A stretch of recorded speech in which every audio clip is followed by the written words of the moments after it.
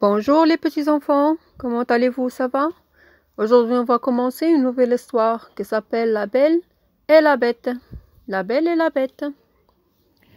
C'est l'histoire passionnante d'un riche marchand qui a 6 enfants, 3 garçons et 3 filles.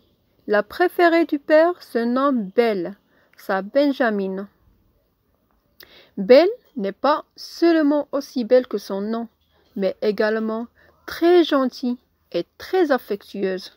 Beaucoup de jeunes hommes souhaitent l'épouser. Un jour, le marchand perd tous ses navires lors d'une tempête. Ainsi, toute sa famille se réunit et il ne lui reste qu'une maison et un terrain.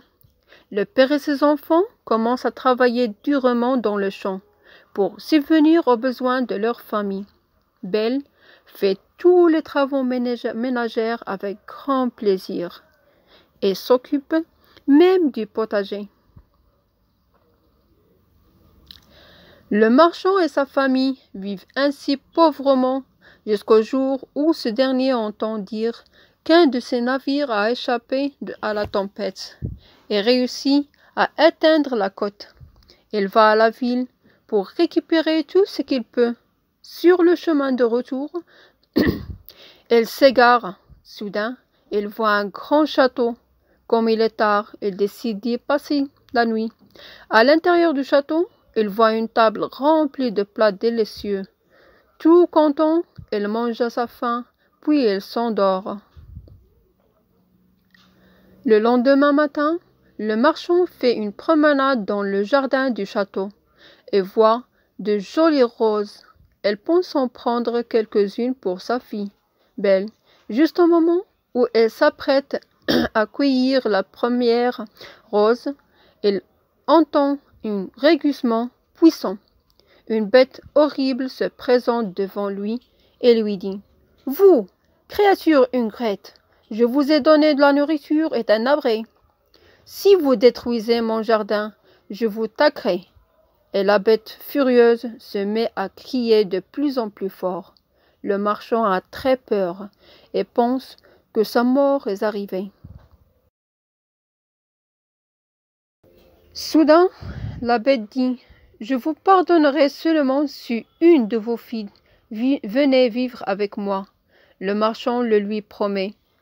Tout au long de son chemin vers sa maison, le pauvre père continue à penser aux paroles de la bête. Quand il arrive à la maison, il raconte l'histoire à ses enfants. Belle, qui aime beaucoup son père, accepte d'aller avec lui. Quand il arrive au château, la bête lui dit d'oublier sa fille. Le marchand est malheureux à l'idée de se séparer de sa petite fille chérie. Bientôt, Belle et la bête devenant de bons amis. La bête est très gentille avec Belle, et tous deux passant des soirées à rire et plaisanter. Un jour, la bête remarque que la Belle est devenue triste. Sa famille lui manque. Alors, elle lui donne un miroir magique dans lequel elle peut voir son père, ses frères et ses sœurs. Un matin, pendant le petit déjeuner, la bête la demande en mariage. Celle-ci réfléchit longtemps, puis elle lui dit « Vous êtes mon ami, mais je ne peux pas me marier avec vous. » Depuis ce jour, elle ne lui parle plus jamais de mariage. Les mois passant, et Belle s'habitue à la vie au château de la bête. Un jour, elle regarde dans le miroir et voit son père malade, et son dernier désir est de voir sa chère fille. Belle s'inquiète et veut retourner à la maison. Le soir, quand elle rencontre la bête, elle pleure. « Mon père meurt, je veux aller la voir maintenant. » La bête accepte. Belle est ravie, mais la bête l'avertit que si elle ne revient pas au bout de 7 jours, elle tombe malade. Belle promet de revenir.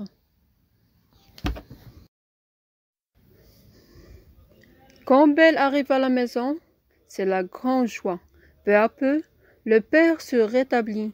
Les sœurs essayent de persuader Belle à ne pas retourner au château, car elles sont jalouses de son bonheur et de sa richesse. Mais, une nuit, pendant son sommeil, Belle voit dans son rêve que la bête est malade et qu'elle va mourir. Aussitôt qu'elle se lève de son lit et part. Arrivée au château, elle trouve la bête malade et presque mourante. Elle pleure. « Ne mourrez pas, s'il vous plaît, supplie-t-elle. Je me marierai avec vous. » À ces mots, la bête se transforme en prince charmant. Celui-ci lui apprend qu'une méchante sorcière a jeté une mauvaise sort sur lui, tant que quelqu'un ne l'aimera pas sincèrement. Belle se marie avec le prince charmant, et toutes vivent heureux toute leur vie.